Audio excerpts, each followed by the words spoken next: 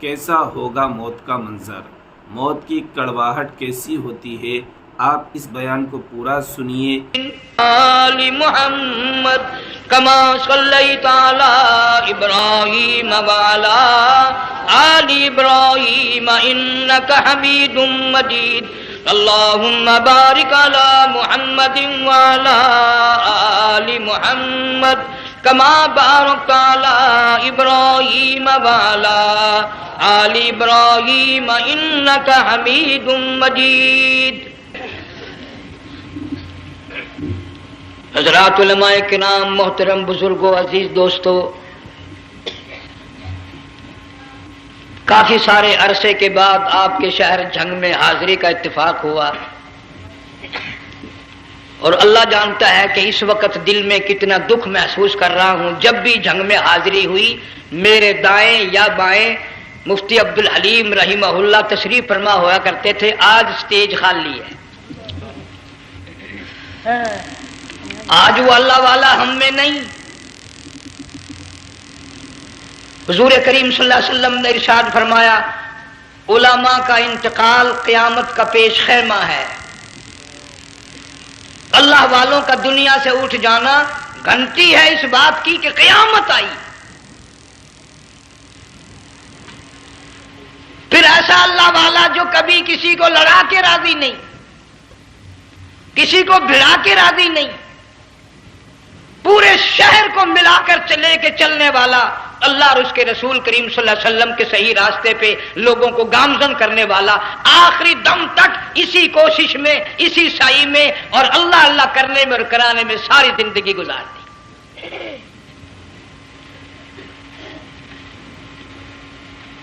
سارا شہر جنگ مل کر، سارے علماء مل کر کوشش کریں، مفتی عبدالحلیم کو نہیں لا سکتے، یہ خلا پورا ہونے والا نہیں۔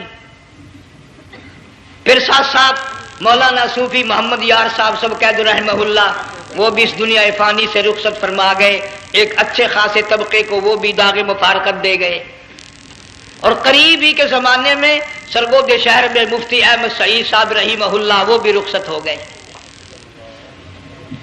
تو یقین جانو ان حضرات کا دنیا سے اٹھنا اس بات کی علامت ہے کہ ملک میں کچھ نہ کچھ ہونے والا ہے۔ جب آگ لگتی ہے، طوفان آتا ہے، بارش آتی ہے، عورت اپنے بچوں کو تلاش کرتی ہے، ادھر آ جاؤ، بارش آ گئی، آگ لگ گئی، اللہ پاک بھی اپنوں کو پہلے بلا رہا ہے، یہاں کچھ ہونے والا ہے، تم پہلے ہی آ جاؤ۔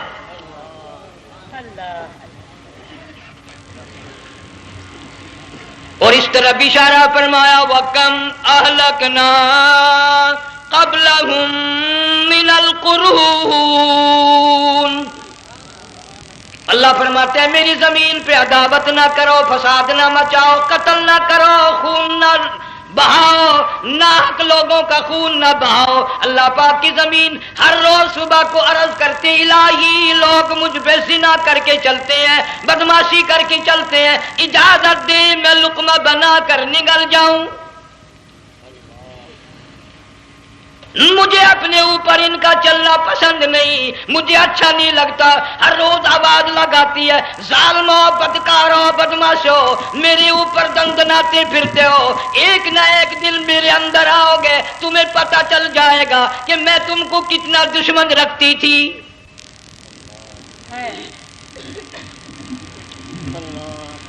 آج لوگ آزاد ہو گئے، جو کسی کی سمجھ میں آتا ہے وہی بکتا ہے، جو سمجھ میں آتا ہے وہی کرتا ہے، نہ کوئی راہ متعین رہی، نہ کوئی مسلک رہا، نہ کوئی بات رہی۔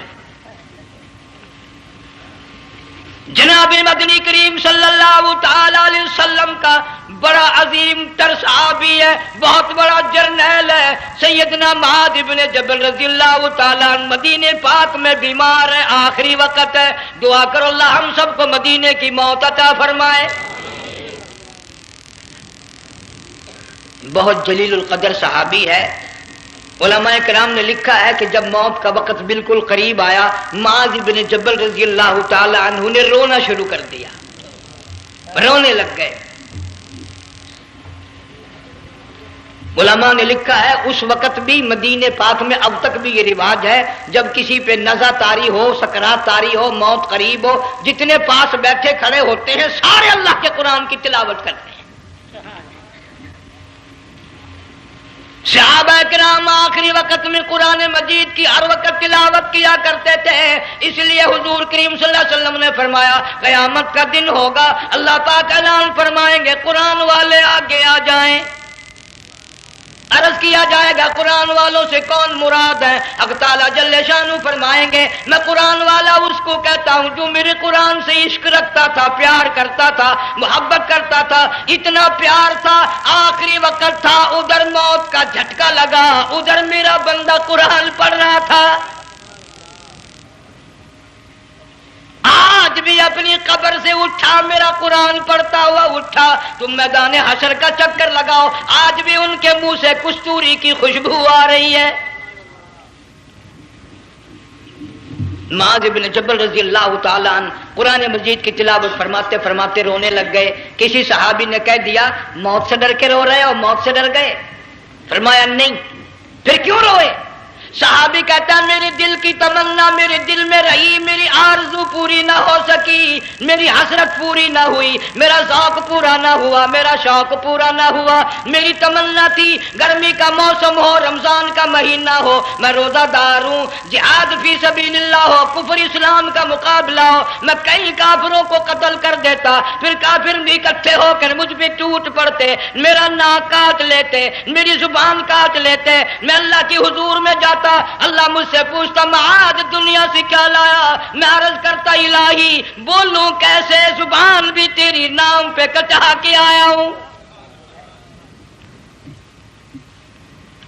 اور روزہ رکھ کر آیا ہوں، نیت یہ ہے کہ تیرے محبوب کے حوض کوثر کے پانی سے روزہ افطار کروں گا۔ ان اللہ والوں کی یہ موت تھی۔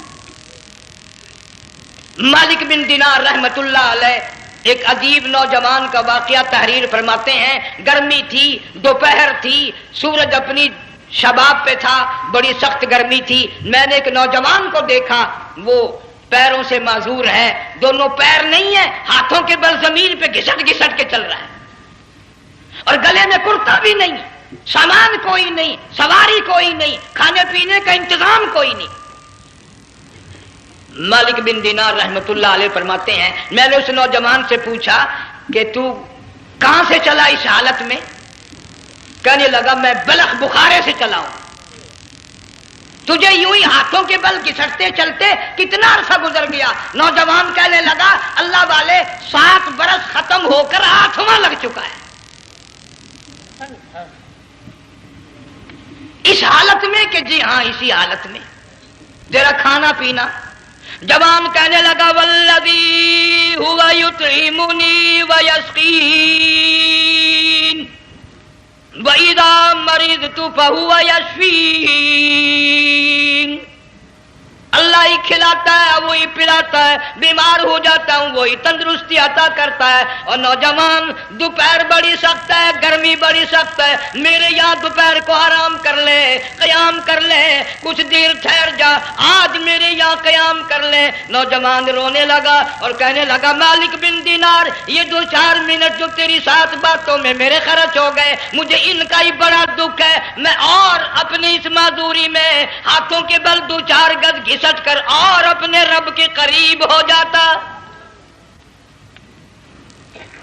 یہ جو تیری ساتھ بات کرنے میں تھوڑا سا وقت خرچ ہو گیا، مجھے اس کا ہی بڑا دکھ ہے، ارے تو تھک گیا ہوگا۔ جوان کہتا ہے تیرے دیوانے مگر چلنے سے رک سکتے نہیں، تیرے دیوانے مگر چلنے سے رک سکتے نہیں، پاؤں تھک جاتے ہیں دل ان کے کبھی تھکتے نہیں۔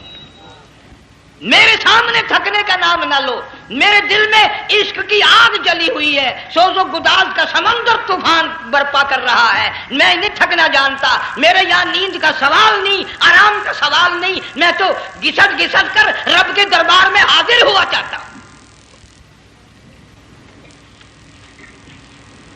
پوچھا کہ جا کہاں رہے ہو؟ کہنے لگا بیت اللہ کی زیارت کے لیے چلا، روزے رسول اللہ صلی اللہ علیہ وسلم کی زیارت کے لیے چلا، کھانا پینا کچھ نہیں کہ نہیں، بس کہ منتظر ہوں اس گھڑی کا کہ کب وہ وقت آئے اور کب میں جا کر یوں کہوں کہ اے مدینے کی مہاجر سبز گنبد کے مکی، اے مدینے کے مہاجر سبز گنبد کی مکی، عرش ہے تیرے قدم کے فیض سے یہ سرزمین۔ کب وہ وقت آئے کب میں مدینے کی گلیوں کو دیکھوں، کب آب و ہوا کو دیکھوں، کب مدینے کی بہاروں کو دیکھوں، کب گنبد خضرا پہ میری نگاہ پڑے، میرے دل کی تسلی ہو جائے۔ عاشق لوگ یوں ہی کیا کرتے ہیں۔ دیہات کی ایک عورت آئی رسول اکرم صلی اللہ علیہ وسلم کی وفات شریف کے بعد اور آ کے کہنے لگی، بہن عائشہ رضی اللہ تعالیٰ عنہ، میں نے سنا ہے سرکار کی وفات شریف ہو گئی، کیا کہاں دفن کیا کہ اس حجرے میں؟ کہنے لگی مجھے دروازہ کھول کر قبر کی زیارت تو کرا دے۔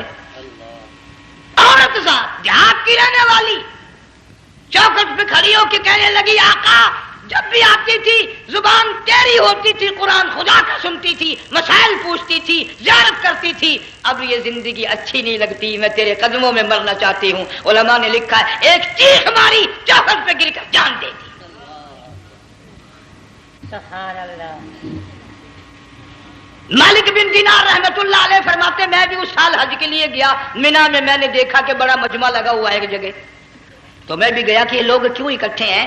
میں نے لوگوں میں سے جھانک کر دیکھا تو وہی نوجوان بیٹھا ہے جس کو میں نے دوپہر کے وقت دیکھا تھا، وہی حالت ہے، گلے میں کرتا نہیں، گٹھڑی نہیں، ٹھیلا نہیں، سامان نہیں، اور رو رو کے یوں کہتا، مولا آج کسی نے دمبی کی قربانی دی، کسی نے بکری کی قربانی دی، کسی نے اونٹ کی قربانی دی، کسی نے گائے کی قربانی دی، میں فقیر ہوں، میں مسکین ہوں، میں بالکل مفلس اور نادار ہوں، میرے پاس تو یہ میری جان ہے، میں اس کی قربانی دیا چاہتا ہوں، قبول فرما۔ ہزاروں لاکھوں لوگوں کے سامنے ایک چیخ ماری اور مینا میں جان دے دی۔ اس حالت میں ان اللہ والوں کا آخری وقت آتا ہے۔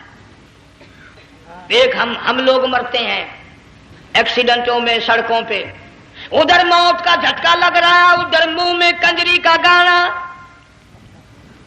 ارشاد فرمایا مدنی کریم صلی اللہ تعالی علیہ وسلم نے، سیاتی علی الناس زمان، اور لوگوں میری امت میں ایک وقت ایسا آئے گا لوگ اتنے برباد ہو جائیں گے، صبح کو آدمی مومن مسلمان ہوگا، شام کو موت آئی تو جنازہ کافر کا اٹھ رہا ہوگا۔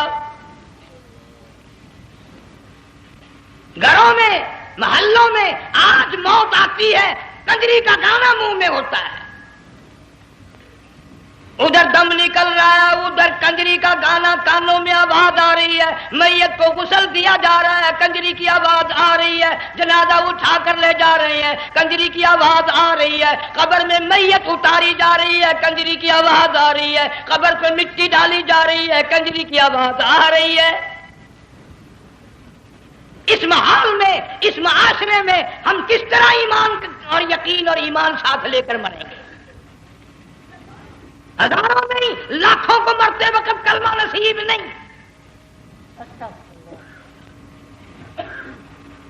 قسم دے کر پوچھو، ماں مر رہی ہے کلمہ منہ سے نہ نکلا، باپ مر گیا منہ سے کلمہ نہیں نکلا، بیگم صاحبہ چل بسی منہ سے کلمہ نہیں نکلا۔ ہزاروں چلے گئے اور اپنے جانے کا پھر بھی یقین نہ آیا۔ تم نے کبھی سوچا تک نہیں، خیال تک نہیں کیا؟ ارشاد فرمایا مدنی کریم صلی اللہ تعالی علیہ وسلم نے، اور لوگوں ابو ہریرہ رضی اللہ تعالیٰ عنہ سے پوچھا تو کیوں رویا؟ عرض کرنے لگا میرے آقا اتنی کمزوری کبھی نہ دیکھی، اتنی ضعیفی کبھی نہ دیکھی، اتنی ناتوانی کبھی نہیں دیکھی، چہرہ انور بالکل کمزور ہو گیا۔ آپ نے ٹھنڈا سانس لے کر فرمایا ابو ہریرہ تجھے معلوم نہیں موت بالکل قریب آ گئی، بالکل قریب آ گئی موت۔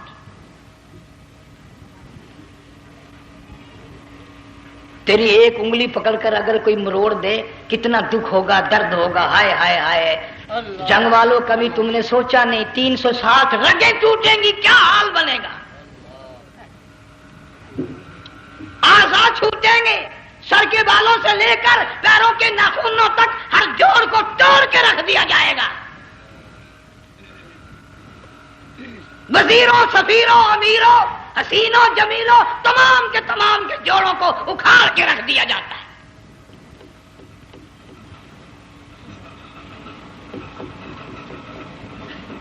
پروگرام تک نہیں مرد عورتوں یہ دنیا کسی کی نہ بنی، قبر میں آخر جانا ہی جانا ہے۔ علماء کرام نے لکھا ہے کہ حضرت عیسیٰ علیہ السلام کے پاس لوگ آئے اور کہنے لگے نئی نئی قبروں سے مردے زندہ کر کے دکھاتے ہو، آؤ ہم ایک پرانی قبر پہ لے کے چلتے ہیں، مردہ زندہ کر کے دکھاؤ۔ عیسیٰ علیہ السلام تشریف لے گئے، فرمایا کم باذن اللہ، ایک نوجوان زندہ ہو کر قبر سے نکل کر سامنے آ کر کھڑا ہو گیا۔ عیسیٰ علیہ السلام نے پوچھا تو کون ہے؟ وہ کہنے لگا میرا نام سام ہے، میں حضرت نوح علیہ السلام کا بیٹا ہوں۔ تو پیغمبر کا دماغ تو پیغمبر کا ہوتا ہے نا۔ فرمایا تجھے تو بڑا عرصہ قبر میں گزر گیا، کتنے ہزار سال قبر میں گزر گئے؟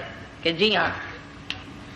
عیسیٰ علیہ السلام نے فرمایا یار ملاقات تو اللہ نے کرائی دی، قبر کا کچھ حال تو بتا، کیا بنتی ہے؟ قبر کا کچھ ماحول بتا، قبر کی خبر بتا۔ علماء کرام نے لکھا وہ نوجوان رونے لگا اور کہنے لگا عیسیٰ علیہ السلام تو قبر کی خبر پوچھتا ہے، قبر کا حال پوچھتا ہے، قبر کا ماحول پوچھتا ہے، قبر کا معاملہ مجھ سے پوچھتے ہو، آپ مجھ سے پہلے یوں کہ یہ کیوں نہیں پوچھتے کہ موت کا جھٹکا کتنا شدید ہے؟ نوجوان رو کے کہنے لگا عیسیٰ علیہ السلام کتنے ہزار سال میری موت کو گزر گئے، پر مالک کائنات کی قسم آج تک میرا منہ کڑوا ہے۔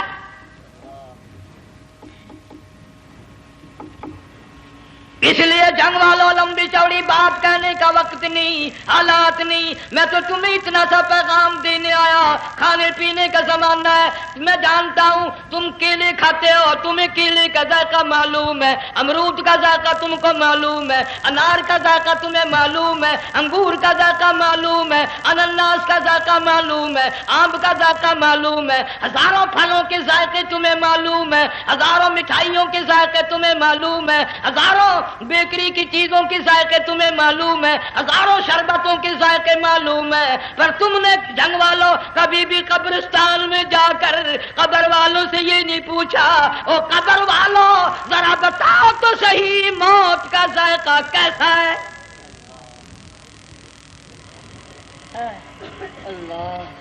تم نے چکھا نہیں، جنہوں نے چکھا وہ بتانے نہ آئے کیسا ذائقہ ہے۔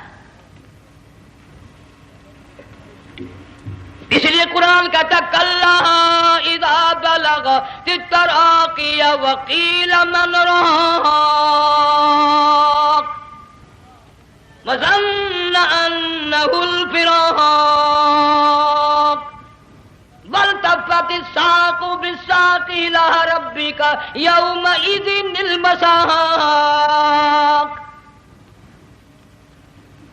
بادشاہ ہو، امیر ہو، وزیر ہو، فقیر ہو، غریب ہو، رگیں ٹوٹیں گی، موت آئے گی، اور جس کی آئی تمہیں معلوم نہیں کس طرح آئی، کس حال میں آئی۔ جن کے دلوں میں ان باتوں کا خیال آیا خدا کی قسم صحابہ کرام میں سے اتنے رویا کرتے تھے آنکھیں ختم ہو گئی۔ جناب فاروق اعظم رضی اللہ تعالیٰ عنہ کو کسی نے دیکھا رو رہے ہیں، بے تحاشا رو رہے ہیں، پوچھ لیا بڑا بہادر پہلوان فاروق تجھے کیا ہوا، اتنا کیوں رویا؟ فرمانے لگے تمہیں معلوم نہیں قبر کا اندھیرا یاد آ گیا۔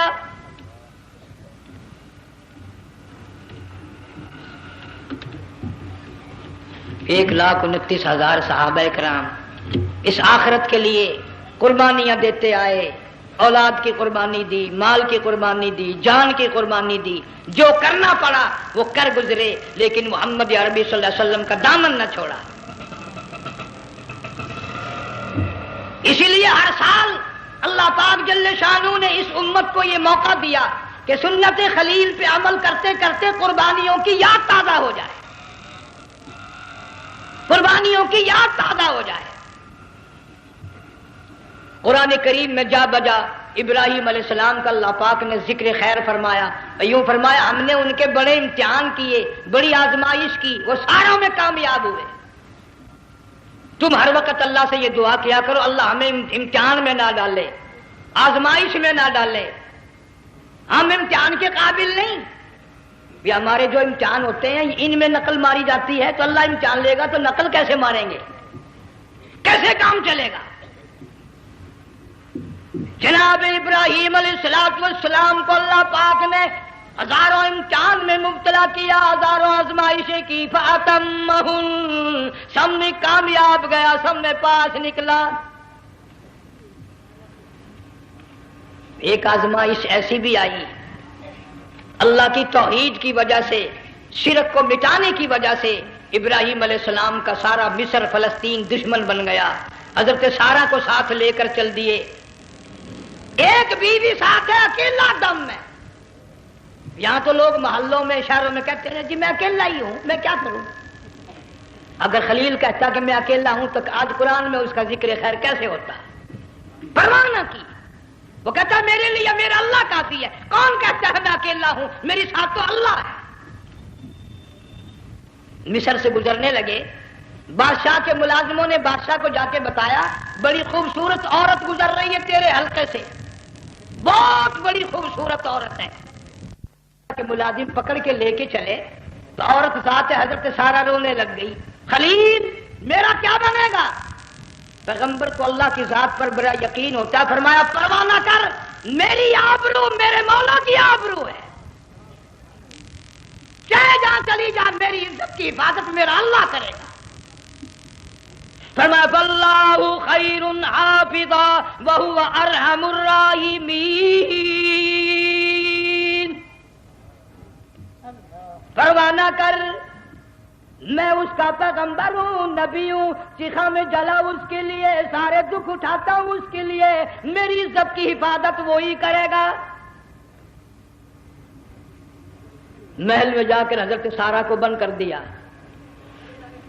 بادشاہ نے بلوایا ہے عزت لوٹنے کے لیے، بادشاہ نے پکڑوا کر منگوایا ہے آبرو برباد کرنے کے لیے۔ بادشاہ کا ارادہ ہے سارا کی عزت کو برباد کرنے کا، اور اللہ کا پروگرام ہے سارا ادھر آ، اس محل میں ایک معصوم بچی ہے جس کا نام ہاجرہ ہے، میں اس کو اتنا پسند کرتا ہوں، اللہ فرماتے ہیں اس کے پیٹ سے اسماعیل ذبیح اللہ کو پیدا کرنا چاہتا ہوں، اس کی نسل سے حبیب اللہ کو لانا چاہتا ہوں۔ آج تک کسی کی انگلی اس کی طرف نہیں اٹھی، سارا محل میں آؤ، اس کو آ کر ساتھ لے جاؤ تاکہ میرے ذبیح اللہ کی پیدائش کا معاملہ بن جائے۔ بادشاہ کا ارادہ ہے آبرو برباد کرنے کا، اللہ کا ارادہ ہے ہاجرہ کی آبرو بچانے کا۔ فرمایا وَيَمْكُرُونَ وَيَمْكُرُ اللَّهُ وَاللَّهُ خَيْرُ الْمَاكِرِينَ۔ اس نے بھی تدبیر بنائی، میں خدا نے بھی تدبیر بنائی۔ بادشاہ آیا حضرت سارہ کے قریب برائی کا ارادہ کر کے، مفسرین نے لکھا ہے حضرت سارہ نے فرمایا مجھے 2 رکعت نماز پڑھنے دے۔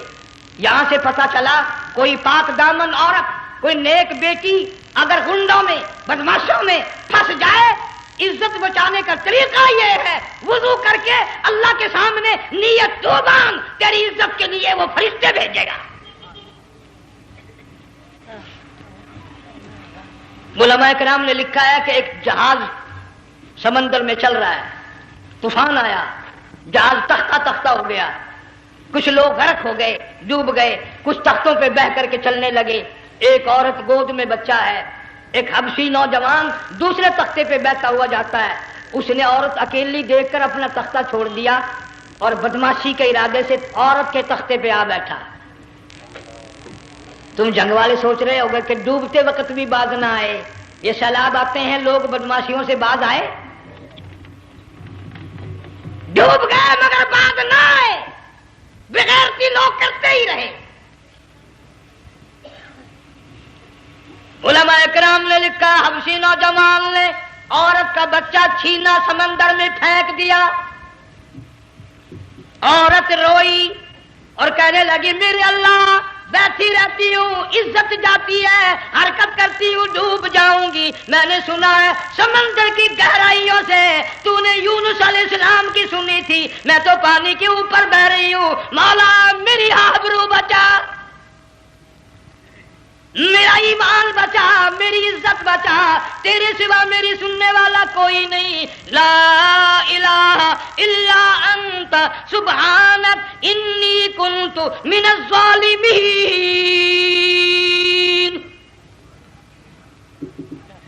علماء نے لکھا ہے کہ ایک گردن سی نمودار ہوئی پانی میں سے اور حبشی نوجوان کو ایک ہی لقمہ بنا کر لے گئی. وہ تو ہر جگہ سنتا ہے، پکارنے والا بے بس بے کس ہو کر جب اس کو پکارتا ہے وہ ہر جگہ انداز پہنچاتا ہے، وہ ہے جو موجود ہر جگہ. عورت بہتی بہتی کنارے جا لگی، ایک جہاز قریب آیا، دوپٹے کا اشارہ کر کے اس کو بلایا. جہاز میں جب سوار ہوئی تو دیکھتی کیا ہے، ایک نوجوان کی گود میں اس کا وہ بچہ جو سمندر میں پھینک دیا تھا بیٹھا ہوا کھیل رہا ہے. ٹوٹ پڑی، میرا بچہ ہے. لوگوں نے کہا تیرا کہاں سے آیا؟ ماجرا سنایا. اس طرح ہوا. جہاز کے کپتان نے کہا ہم جہاز لے کر آ رہے تھے، غیب سے آواز آئی جہاز ادھر کو لے آؤ ورنہ ڈبو دیے جاؤ گے. ہم جب جہاز وہاں لے کر پہنچے تو دیکھتے کیا ہے کہ ایک جانور کی پیٹھ پہ یہ بچہ بیٹھا ہوا کھیل رہا تھا. عزت بھی بچی، ایمان بھی بچا، بچہ بھی بچا. اور کوئی بچانے کے لیے تدبیر کرے جبھی نا. حضرت سارا نے نماز پڑھ کر بددعا کر دی. بادشاہ کے سارے بدن میں درد ہونے لگا. پیغمبر کا سارا گھر بڑا کریم ہوتا ہے. جب اس کو درد نے ستایا نا، کہنے لگا میں وعدہ کرتا ہوں تجھے کچھ نہیں کہوں گا، میرے لیے دعا کر دے. اب اگر کوئی جنگ کا ہوتا یا میں ہوتا کہتا دفع ہو، تیرے واسطے دعا کا دی. لیکن حضرت سارا نے پھر جولی پھیلا دی، مولا وعدہ کرتا ہے، بدماشی سے توبہ کرتا ہے، اس کو تندرستی عطا فرما دے. اللہ نے تندرستی عطا کر دی. وہ پھر کہنے لگا لو ایسی حسین عورت کب ہاتھ آئے گی، پھر برائی کے لیے تیار ہوگی. یہاں سے پتہ چلا کہ یہ جو گنڈے بدماش ہوتے ہیں ان کی قسم کا بھی کوئی یقین نہیں. اگلے دن ایک آدمی نے قسم کھائی تو اس کے خلاف کرنے لگا. لوگ کہنے لگے کہ تو نے قسم کھائی تھی، قرآن اٹھایا تھا. اب کیا تھی گیا بن ڈٹھی ہوئی مسجد سی، پاٹیا ہوا قرآن سی. اگر ڈٹھی ہوئی مسجد سی تو پاٹیا قرآن سی. قرآن کہڑا پورا سی جڑا میں چاہیا. مگر اسے یہ معلوم نہیں کہ تو نے تو پاڑیا قرآن اٹھایا، ڈٹھی ہوئی مسجد میں اٹھایا. خدا کا جب غضب آئے گا تو وہ ادھورا نہیں آئے گا، وہ ادھورا نہیں آیا کرتا. 3 مرتبہ اس بادشاہ نے حضرت سارا کے ساتھ ایسا کرنے کا ارادہ کیا. پھر دعا ہوئی، پھر بد دعا ہوئی، پھر دعا ہوئی، پھر بد دعا ہوئی. آخر کار کہنے لگا اپنے ملازموں کو کہ ہوئے بدماش ہو، عورت کے روپ میں کسی بلا کو پکڑ کے لائے ہو، کسی جن بھوت کو لے آئے ہو. اور کہنے لگا تو چلی میرے محل سے جلدی چلی جا. اور جاتی جاتی وہ کہا کہ یہ تیری خدمت کیا کرے گی، یہ بچی میرے محل میں ہے، اس کو ساتھ لے جا. حضرت سارا کو ہاجرہ کو ساتھ کر دیا. سیانی ہو گئی، حضرت ابراہیم علیہ السلام سے نکاح کر دیا. اسماعیل علیہ السلام پیدا ہو گئے. اللہ میاں جب حضرت ابراہیم علیہ السلام چومتے ہیں، چاٹتے ہیں، ماتھے پہ بوسے دیتے ہیں، اٹھاتے ہیں. پیغمبر کا بیٹا، خود بھی نبی اور آل میں آنے والا نبی، کالی کملی والا صلی اللہ علیہ وسلم، کتنا حسین چہرہ ہوگا. اللہ میاں نے پھر آزما لیا.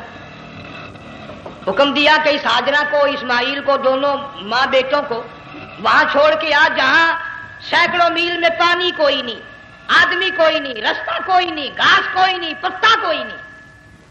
جہاں بیت اللہ ہے یہاں کے بارے میں حکم دیا چھوڑ کے آ. اور اگر آپ کو نیند نہیں آئی تو مزہ آئے گا. اللہ نے یہ فرما دیا، بتانا نہیں ہے کہ میں نے حکم دیا ہے. خدا حافظ نبی نہیں کہتا اپنی بیوی کو. آج لوگ ہر بات میں کہہ دیتے ہیں ہمارے پیروں کو پتا کل کو کیا ہوگا، ہمارے فقیروں کو پتا ہے پرسوں کیا ہوگا. وہ بڑی مدت کی بات ہے. یہی موسم تھا، چماسا گرمی تھی. انارکلی لاہور سے ہم کئی ساتھی گزر رہے تھے. فٹ پاتھ پہ بیٹھا ہے ایک ملنگ، چاروں طرف لوگ کھڑے، بڑا مجمع. کافی دنوں کی تو بات ہو گئی. ہاتھوں کی لکیر دیکھ کر لوگوں کی تقدیر بتا رہا تھا. کسی کو کہتا تھا تجھے بڑی اونچی پوسٹ ملے گی، کسی کو کہتا تھا تیری شادی بڑی فرسٹ کلاس لیڈی سے ہوگی. وہ بابو تو کوڈا ہی ہو جاتا تھا، لیڈیوں پہ بڑے مرائے یہ لیڈے. کوئی کام نہیں، رات دن بس لیڈیوں کے پیچھے ہی پھرنا ہے. میں نے اپنے ساتھیوں سے کہا، میں نے کہا میں بھی تقدیر پوچھتا ہوں اپنی. کہنے لگے شرارت ہو جائے گی. میں نے کہا ساری دنیا پر ہاتھ دکھا رہی ہے، کوئی شرارت نہیں، میرے ہاتھ میں شرارت ہے.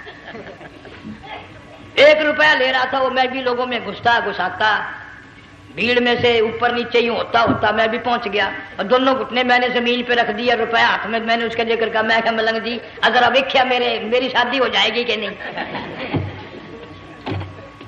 اب اس نے دیکھ کے میری طرف کہنے لگا، اس نے سوچا کہ یہاں اچھے بھلے کو نہیں ملتی پاکستان میں، اسے کون دے گا؟ اچھی طرح میرا ہاتھ دیکھا بھی نہیں، جھٹک کے کہنے لگا نہیں تیری شادی نہیں ہونی۔ میں کیا کھوتے تیرے باپ کے 8 بچے کھیل رہے ہیں۔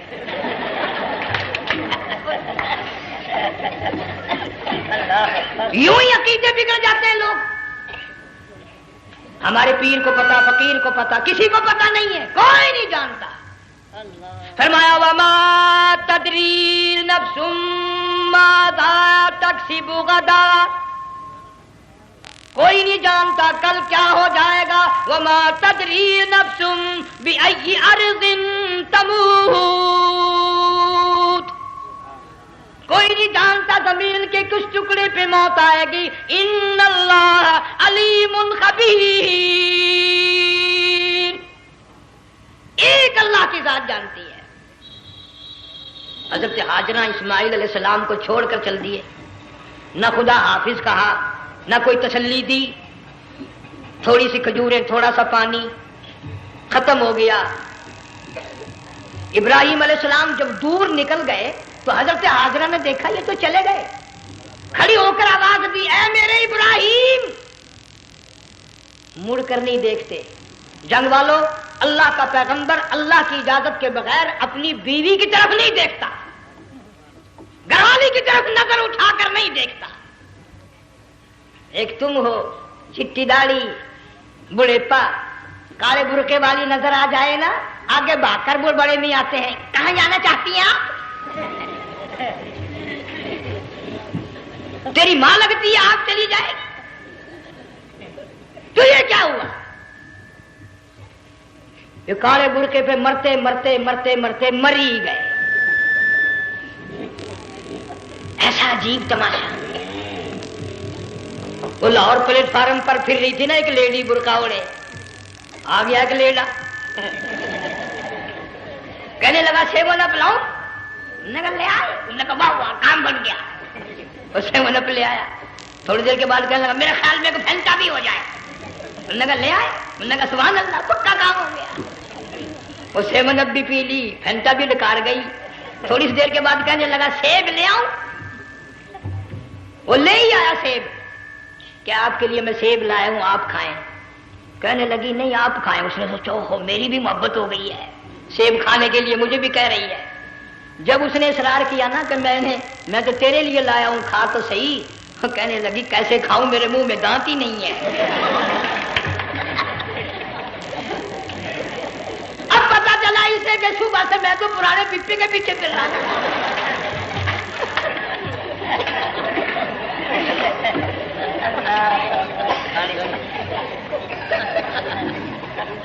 صرف برقع دیکھا چل دی۔ یہاں پیغمبر اپنے گھر والی کی طرف نہیں دیکھتا۔ حضرت ہاجرہ نے اسماعیل علیہ السلام کو سینے سے لگایا، عرب کی قداور مائی، طاقتور مائی، دوڑ لگا کر حضرت خلیل کا راستہ آ کے روک لیا اور کہنے لگی میں جوان عورت، یہ پیارا نور نظر، یہ لخت جگر، شکل تو دیکھو، صورت تو دیکھو، ہمیں یہاں چھوڑ کے جا رہے ہو؟ اللہ کا پیغمبر بولتا نہیں۔ پتہ چلا پیغمبر اللہ کی اجازت کے بغیر سانس نہیں لیتا، آنکھ کا اشارہ نہیں کرتا۔ حضرت ہاجرہ رونے لگ گئی، میرے خلیل، میرے ابراہیم، میرا قصور بتاؤ، میرا جرم بتاؤ، میری خطا بتاؤ، میرا گناہ بتاؤ، معافی چاہوں گی، معذرت کروں گی، اس بچے کا کیا گناہ ہے، اس میدان میں چھوڑ کے چلے ہو؟ بولتے نہیں ہیں، اللہ کی طرف سے بولنے کی اجازت نہیں ہے۔ حضرت ہاجرہ نے خود ہی قیاس لگایا، سوچتی ہیں پیغمبر تو کسی پہ ظلم نہیں کرتا۔ وہ کہنے لگی خلیل کہیں اس رب کا حکم تو نہیں، کہیں اس اللہ کا یوں حکم تو نہیں؟ جنگ کے لوگوں اگر خلیل ہاں کہہ دیتا تو کیا حرج تھا، ہاں نہیں کہتا، اجازت نہیں، تاکہ ہاجرہ کے یقین ایمان کا امتحان مکمل ہو۔ مفسرین نے لکھا ہے کہ حضرت ابراہیم علیہ السلام نے سر کا یوں اشارہ کیا، بس ذرا سا ہاں، پھر عورت کا ایمان دیکھ، یقین دیکھ، یہیں نہ بیٹھی، دوڑ کے وہاں گئی ہے جہاں پہلے بٹھا کر آئے تھے، اور کہنے لگی ابراہیم جاؤ، میں جانوں میرا رب جانے، پرواہ نہیں۔ راتیں آتی ہیں چلی جاتی ہیں، دن آتے ہیں گزر جاتے ہیں، تھوڑی سی کھجوریں تھی وہ ختم ہو گئی، پانی ختم ہو گیا، بھوک اور پیاس نے بے چین کر دیا۔ اسماعیل علیہ السلام کی اتنی لمبی زبان باہر نکلا، دو پتھر کھڑے کر کے اوپر ایک پتھر رکھ کر چھاؤں بنائی، اس کے نیچے لٹا دیا، اور پھر چکر لگایا، کبھی صفا پہاڑی پہ چڑھتی ہے، کبھی مروہ پہاڑی پہ چڑھتی ہے، کبھی اترتی ہے، اور ڈھلوان میں سے بھاگ کر چلتی ہے جب اپنا بچہ نظر نہیں آتا۔ سارے کہہ دو اللہ بڑا بے نیاز ہے، اللہ بڑا، زور سے کہو اللہ بڑا۔ کسی کے 500 سال کے سجدے رد، کسی کی ہزاروں سخاوت صدقات رد، کسی کی چال منظور، کسی کی رفتار منظور، کسی کی ٹور منظور، اور یوں فرمایا ہاجرہ میری رحمت کی تلاش میں آج جو تو نے دوڑ لگائی ہے، یہ تیری چال ڈال رفتار ٹور ہمیں اتنی پسند آ گئی، اتنی پسند آ گئی کہ آج کے بعد خلیل اللہ کیوں نہ ہو، ذبیح اللہ کیوں نہ ہو، کلیم اللہ کیوں نہ ہو، روح اللہ کیوں نہ ہو، حبیب اللہ کیوں نہ ہو، صحابہ کرام کیوں نہ ہو، قطب ابدال غوث کیوں نہ ہو، میری ہاجرہ مجھے اپنی کبریائی کی قسم جب تک وہ تیری چال چل کے نہ دکھائے گی حاجی کا لانے کا حقدار نہیں ہو سکتا، تیری رفتار اسے چلنی پڑے گی۔ فرمایا ان الصفا والمروۃ من شعائر اللہ فمن حج البیت او اعتمر فلا جناح علیہ ان یطوف بہما ومن تطوع خیرا فإن اللہ شاکر علیم۔ ساتویں چکر میں آواز سی آئی، اب رو پڑی حضرت ہاجرہ، کہنے لگی میرا بچہ اگر چل بسا میں پھر کیا کروں گی؟ سن لی میں نے آواز۔ آپ کی کیا دیکھتی ہے؟ اسماعیل علیہ السلام کی نرم و نازک ایڑیاں جس زمین پہ رگڑی گئی تھی وہاں سے چشمہ جاری کر دیا۔ حضرت ہاجرہ نے پی لیا، بھوک بھی ختم ہو گئی، پیاس بھی ختم ہو گئی، بچے کو بھی پلایا۔ اللہ تعالیٰ نے خانہ کعبہ کی بنیاد ڈال دی، ایسے گھر کی بنیاد ڈالی، حضور صلی اللہ علیہ وسلم فرماتے ہیں 500 سال کی عبادت ایک طرف اور بیت اللہ پہ ایک نگاہ یوں ڈالنا ایک طرف۔ 500 سال کی عبادت کا وہ ثواب نہیں جو ایک نظر خانہ کعبہ پہ ڈالنے کا ثواب ہے۔ اور اللہ پاک یوں فرماتے ہیں کہ جو آنے والا حجر اسود کو بوسہ دیتا ہے، اللہ پاک یوں فرماتے ہیں میں سمجھتا ہوں میرا سجا ہاتھ پکڑ کر میرے بندے نے چوم لیا۔ جو غلاف کعبہ کو پکڑ کر مانگتا ہے، اللہ فرماتے ہیں میں یہ سمجھتا ہوں میرا دامن پکڑ کے مانگ لیا۔ جو مقام ملتزم پہ لپٹ کے مانگتا ہے، اللہ فرماتے ہیں میں سمجھتا ہوں میری چوکھٹ پہ پڑھ کے مانگ لیا۔ اور فرمایا لوگوں یہ جو آنے والے آئے ہیں یہ رشتہ داروں کے مہمان نہیں، عزیزوں کے مہمان نہیں، دوستوں کے مہمان نہیں، میں خدا میزبان ہوں، یہ میرے مہمان ہیں۔ آج ان کی دعاؤں پہ آمین کہو، فرشتوں کو حکم ہوتا ہے ان سے مسافے کرو، مگر اللہ تعالیٰ سب کو توفیق دے کہ حج مکمل کر کے آئیں اور سب کا حج قبول فرمائے۔ میرے علاقے میں کئی سالوں کی بات ہے پرانی، جب کوئی حاجی تھا، ایک آدمی حج کر کے آیا، میں دوپہر کو اس کو ملنے گیا تو زور کی نماز کا وقت آیا، میں اٹھ کے چلا گیا نماز پڑھنے، پھر عصر کی نماز کا وقت آیا، میں اٹھا اور نماز پڑھ کے آ گیا۔ میں نے اس حاجی کے لڑکے سے پوچھا، میں نے کہا حاجی صاحب نے نماز یہیں پڑھی؟ تو کہنے لگا جی ابھی شروع نہیں کی، سفر کے تھکے ہوئے ہیں نا، 2-4 دن کے بعد شروع کریں گے۔ شکر ہے پہلے لوگ جھوٹ نہیں بولا کرتے تھے، ہاں آج کل کا ہوتا ہے نا تو وہ کہہ دیتا ہے جی یہ تو کئی وقت کی کتھی پڑھ کر بیٹھے ہیں۔ تو پھر مولوی تھا نا، میں بیٹھ گیا حاجی کے پاس، باتوں میں اس کو لے آیا، یہی میں نے کہا حاجی صاحب نماز نہیں پڑھی؟ کہنے لگا آپ ہی لوگوں سے سنا ہے کہ بیت اللہ میں جو ایک نماز پڑھے 1,00,000 کا ثواب ملتا ہے، مسجد نبی میں جو ایک نماز پڑھے 50,000 کا ثواب ملتا ہے، 4 مہینے پڑھ کے آیا، وہ حساب لگا لو۔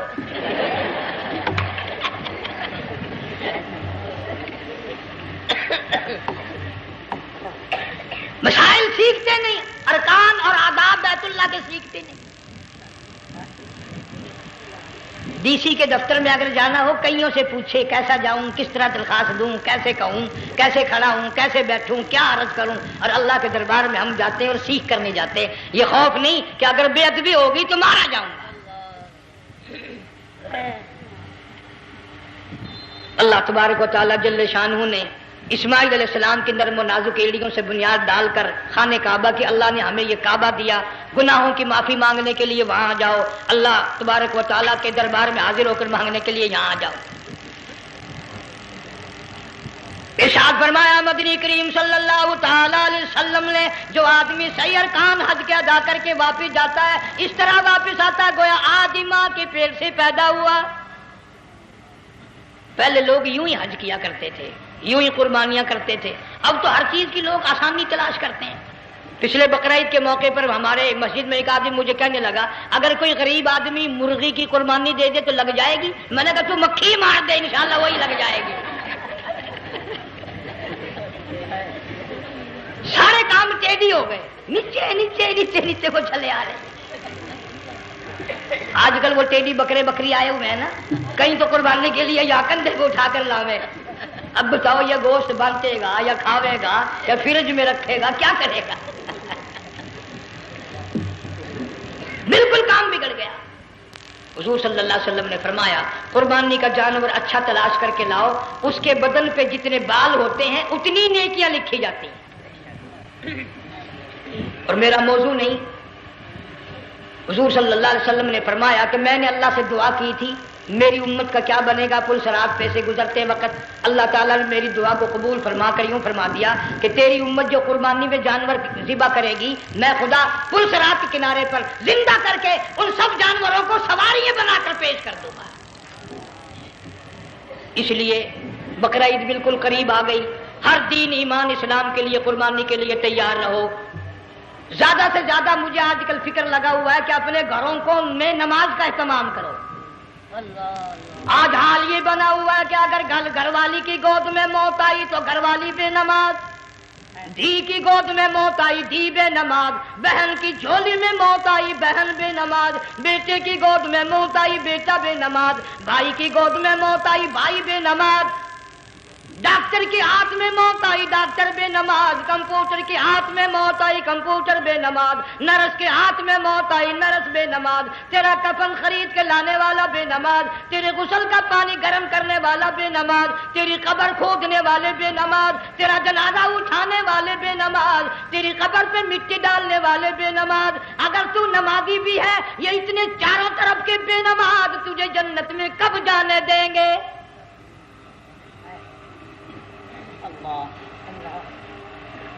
اس بچی کا فکر کیوں نہیں کرتا؟ کلاس میں فیل ہو جائے تجھے دکھ لگتا ہے میری بچی فیل ہو گئی، ساری عمر نماز نہ پڑھے تجھے کبھی درد نہیں ہوا کہ جہنم کے انگاروں میں جلے گی۔ بیوی ایک دن تیرا کہنا نہ مانے آگ لگ جاتی ہے، ساری عمر نماز نہ پڑھے بے ایمان تجھے کبھی آگ نہیں لگی۔ اس گھر سے تیرا جنازہ نکلے گا، اس گھر سے تیری میت اٹھے گی جس گھر میں تو نے سارے بے نماز پیدا کر رکھے ہیں، سارے بے نماز اکٹھے کر رکھے ہیں، کس طرح ایمان کلمہ ساتھ لے کر جائے گا؟ اس لیے اپنے ماحول میں اپنے گھر میں بچیوں کو بہنوں کو پیار سے محبت سے بڑے عقیدت سے ان کو نمازی بنا، تاکہ مرنے کے بعد جب تیرا جو بیٹی بہن منہ دیکھنے آئے تو نمازی تو تیرا منہ دیکھنے آئے، تیرا منہ دیکھنے بھی سارے بے نمازی آئے، تجھے کیا فائدہ ہوگا؟ اللہ سبحانہ و تعالی ہم سب کو ہمارے گھر کے ماحول کو نمازی بنائے۔ مفتی صاحب اس دنیا فانی سے رخصت ہو گئے، تشریف لے گئے، جان سارا بے وارثہ ہو گیا۔ مفتی صاحب ہی کا مدرسہ ہے، یہ مفتی صاحب ہی کے بچے ہیں، ان بچوں کی سرپرستی کرو، ان کا اکرام کرو، ان کی عزت کرو، جامعہ حلیمیہ کی خدمت کرو۔ بقرعید کا موقع آ رہا ہے، وہ تو نہ جانے کس کس طریقے سے اپنا کام چلاتے تھے، ہزاروں لوگوں سے ان کے تعلقات تھے، یہ بچے ہیں نیا کام ہے۔ اللہ سبحانہ و تعالی ہر خدمت گزار کو دو جہان میں سرخ روئی عطا فرمائے۔ بڑی اچھی اچھی کیسٹیں آپ کو یہاں سامنے سے ملیں گی اپنے گھر کا ماحول بنانے کے لیے۔ پیغمبر کی دعا سے پہلے نہ اٹھا کرو بھائی، ہائے ہائے کوئی دنیا کا دین کا جس کو کوئی اللہ سے حاجت ہو بیٹھ جائے ایک منٹ کے لیے درود شریف پڑھ کے دعا مانگو۔ اللہم صلی وسلم وبارک علی سیدنا و مولانا محمد وعلی آل سیدنا و مولانا محمد وبارک وسلم۔ یا اللہ قبلہ مفتی صاحب رحمہ اللہ کی قبر کو جنت کا باغ بنا. اللہ تعالیٰ ان کے گھر والوں کو صبر جمیل کی توفیق عطا فرما. اللہ پاک ان کی آل اولاد کو مفتی صاحب کا جانشین صحیح معنوں میں جانشین بنا. اس مدرسے کو آباد فرما. اللہ تعالیٰ سارے جنگ کی سرپرستی فرما. سارے شہر کو آباد فرما. ہر شر سے ہر فتنے سے سب کی حفاظت فرما. یا اللہ ہم سب کو سچا مسلمان پکا دیندار بنا. ہمیں اور ہماری اولاد کو نیک اور نمازی بنا. یا اللہ ہمارے گھروں کو نماز اور قرآن سے آباد فرما. کلمے اور ایمان والی موت عطا فرما. صوفی مولانا محمد یار صاحب رحمہ اللہ کی قبر کو جنت کا باغ بنا. یا اللہ تمام مسلمانوں کی بخشش فرما. ساری امت کی مغفرت فرما. ساری مخلوق پہ کرم اور فضل فرما. یا اللہ سارے پاکستان کی حفاظت فرما. پاکستان کے داخلی خارجی دشمنوں کو ذلیل و خوار کر دے. یا اللہ ہم سب کو یقین ایمان اپنے اندر پیدا کرنے کی توفیق عطا فرما. ظالم کے ظلم سے بچا. شریر کی شرارت سے بچا. مولا حاسدوں کے حسد سے بچا. فتنہ پردازوں سے ہم سب کی حفاظت فرما. بے اولاد کو اولاد عطا فرما. جن کے پاس بچیاں ہیں اللہ تعالیٰ نرینہ اولاد عطا فرما. اور میں تو کافی دنوں کے بعد آیا ہوں. پرانے دوستوں میں سے تھے قاری غلام محمد صاحب سب کا رحمت اللہ علیہ. اللہ تعالیٰ ان کی قبر کو جنت کا باغ بنا. سب کو جوار رحمت میں جگہ عطا فرما. ہمارے بڑے بزرگ قبلہ درخواستی صاحب مدذلو یا اور جتنے بھی بیمار ہیں اللہ پاک صحت کاملہ عطا فرما. مجھے بھی پیر غلام حبیب صاحب اللہ تعالیٰ ان کو بھی صحت کاملہ عطا فرما. اور میں گناہگار بھی اب تو سارا سال گزر گیا اکثر بیماری رہتا ہوں. اللہ تعالیٰ صحت کاملہ عطا فرما. موت آئے تو کلمے اور ایمان والی موت عطا فرما. یا اللہ دو جہاں